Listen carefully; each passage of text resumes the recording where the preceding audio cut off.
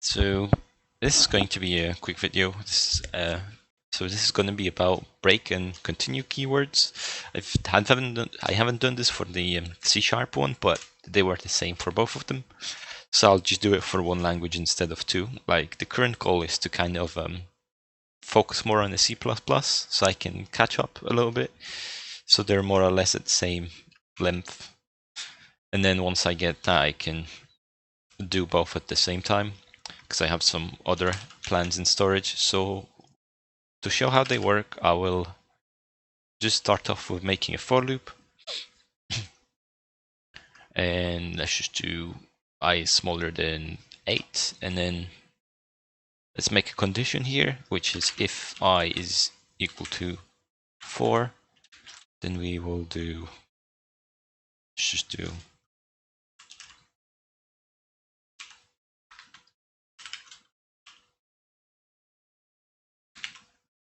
break will happen here, and then let's just end line. And what we'll also do is we'll count I every time. So let's just display I here, and let's press play. So what this currently does is it will loop and display the loop every time, and then Avast is in the way as well always. So 1, 2, 3, there you go.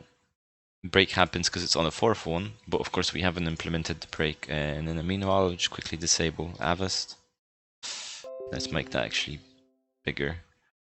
And then let's just add a break here. So what will happen when we type in the break keyword? There we go, it stops, it breaks out of the loop. So that can be used for not only for loops, but other types of loops and so on. And then what will happen if we use the continue?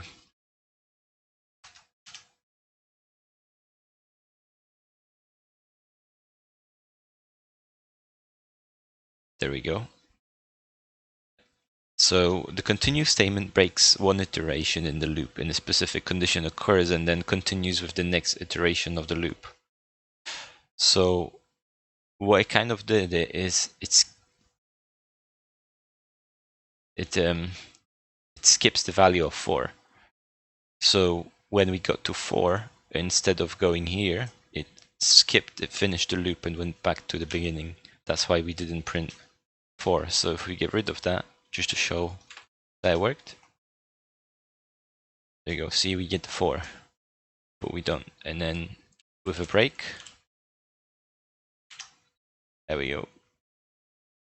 It doesn't never go to the, neither of them go to the 4. The only difference is that continue will only skip through that one section, whereas break will close off the entire loop. So yeah, that's pretty much it for the break and continue.